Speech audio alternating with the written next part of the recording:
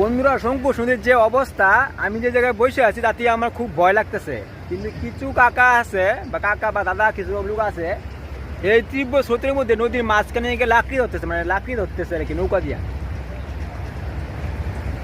আমি যে জায়গায় বসে আছি কেমন ঠান্ডা লাগতেছে না দাদা? অসংখ্য ঠান্ডা একটা ভাব আছে, ঠান্ডা ভাব। আমরা আছি মোটামুটি শঙ্কু নদীর যে ব্রিজ আছে, এই ব্রিজটা পার হলে কিন্তু আসাম বর্ডার আর কি। আমরা সেই ব্রিজের সামনে নিচে বসে আছি, দেখতে এই জায়গায় ডবল ব্রিজ আছে, এদিকে প্রথমে একটা তারপর আরেকটা ব্রিজ আছে।